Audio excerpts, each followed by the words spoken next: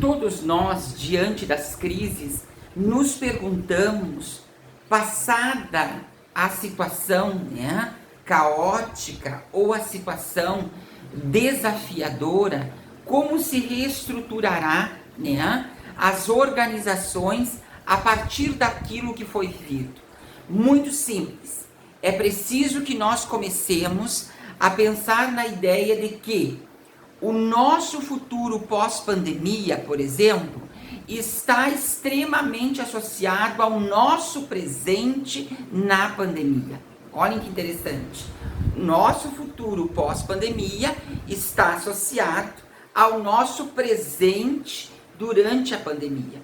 Ou seja, as nossas condutas durante o processo pandêmico vão dizer do grau, né, de desafios que virão pós-pandemia. Agora, é claro que algumas pistas já estão descritas, já estão constituídas, né? A ideia, por exemplo, de que eminentemente nós vamos ter que superar a superficialidade. Superar a superficialidade nada mais é do que entender que, né, a nossa atuação social dentro do nosso espaço familiar, dentro das relações de trabalho, deverão ser mais fraternais. Deverão estar, sim, né, calcadas em compaixão.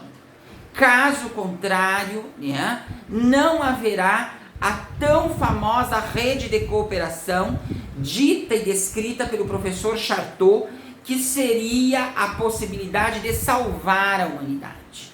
O professor Chartot acredita que, pós-pandemia, a civilização terá a oportunidade de ser empática num nível tão profundo que eles conseguirão, os humanos, né, constituírem uma teia de cooperação.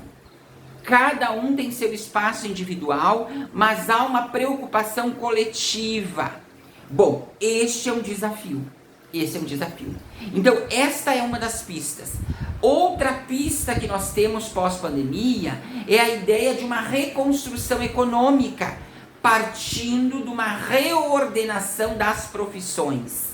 As profissões que nós temos tal qual estão, já estão mutando, já estão em mutação, né? Algumas tendem a ficar, né, num outro formato, outras desaparecerão, né? E algumas ainda irão surgir. Então vejam só que, mais do que nunca, nós vamos viver na era do conhecimento. Quanto mais formação, né, quanto mais possibilidade de vazar para outras áreas profissionais nós tivermos, melhor. Esse é um conselho clássico, melhor, né? Um outro elemento interessante: os sistemas educacionais passarão por um processo de curadoria, de triagem severo da educação infantil e educação superior. Nós vamos ter que repensar todo o processo sistemático de fluxos, né, de produção de conhecimento, haja visto que as aderências tecnológicas não irão embora. O que nós usamos hoje para nos comunicarmos com os nossos alunos, e que ainda é, né, de fato e de direito um desafio, veio para ficar. Então preparem-se para, né, adquirirem um computador, adquirirem um notebook, né, daqui a pouco um celular que já tem a possibilidade dele fazer a mediação, porque as escolas vão trabalhar por plataforma, né? A atividade pedagógica, o currículo vai ser movimentado por plataforma.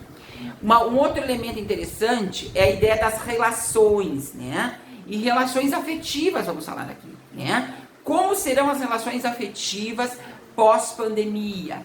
Eu costumo dizer que quem sobreviver à pandemia, na sua relação de aproximação, né, já tem um ponto. Porque nunca maridos e mulheres, né, ou agregados afetivos, né, tiveram que conviver tanto um com o outro, né?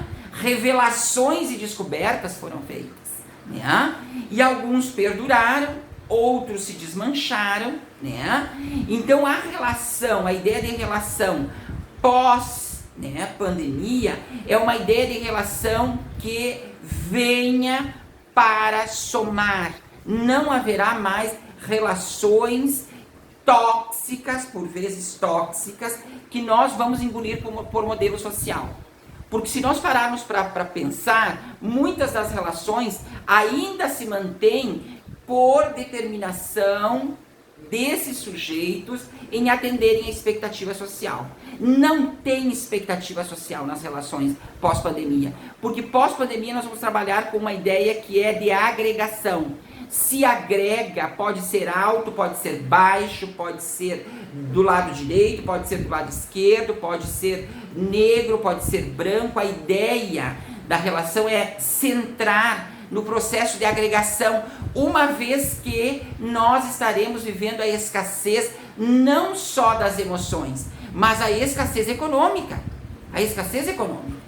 Nós vamos estar atravessando uma reorganização da economia. Então eu não posso hospedar na minha vida afetiva alguém que não acrescente, que além de, por exemplo, não produzir absolutamente nada, não consegue ser companheiro, não consegue ser companheira, né? Tem um ritual que é dele, eu tenho que respeitar o ritual, porque senão ele pode ir embora. Vá.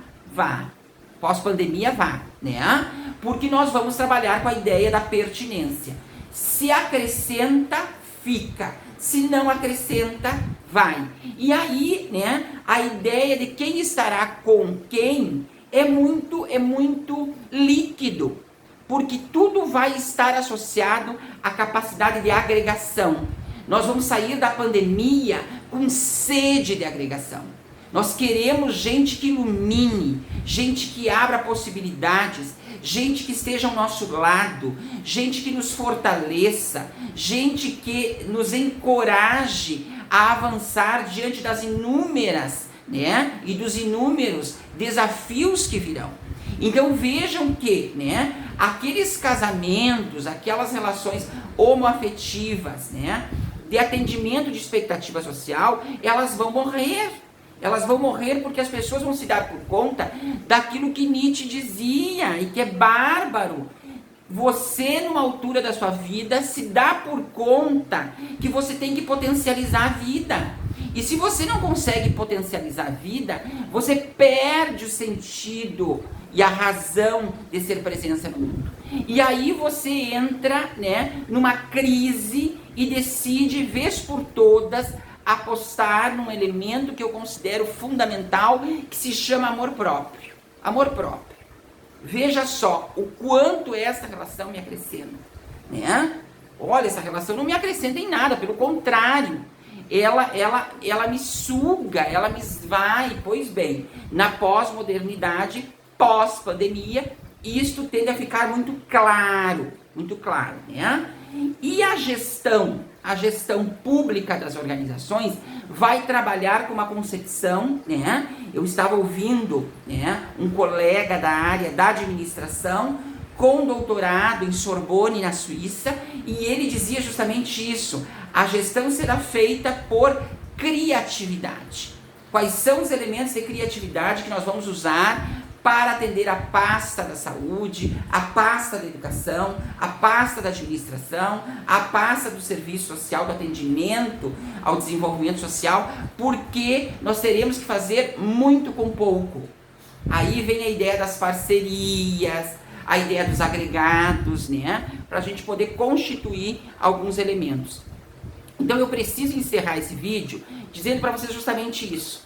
O que será da humanidade pós-pandemia depende da conduta da humanidade na pandemia. E me parece que nesse sentido nós temos que repensar. Que nesse sentido nós temos algumas coisas para revisitar. Até porque nós não sabemos quanto tempo vai durar a pandemia, né? Nós temos que parar com essa ideia romântica de que, né, a vacina está vindo, já dá para arremessar as máscaras, vamos amontoar. Não, gente. Tem todo um protocolo e vamos torcer que quando a vacina chegue na base e atenda a base, que o vírus não tenha mutado. Porque se ele mutou, né, nós teremos que fazer uma nova pesquisa, um novo processo, né? Então eu deixo aqui, né, as pistas pós-pandemia, né? E vejam que, repito, a nossa Constituição pós-pandemia está associada às nossas atitudes durante a pandemia, né? Difícil, complexo, mas necessário. Nós temos que conversar sobre o que é pertinente. E pertinente nesse momento é pensar o contexto onde nós existimos e precisamos trabalhar e precisamos nos reinventar. E aí vem essa ideia de que, eu repito, algumas profissões sucumbirão, não existirão mais. Outras profissões nascerão e outras profissões vão se adaptar, né? Então vejam que o contexto é extremamente complexo. Mas o grande segredo, né, é justamente pensar em potencializar a vida. Quando a gente pensa em potencializar a vida, tudo o que é necessário ser feito, a gente desdobra com maestria. Beijo grande, até a próxima e fiquem bem.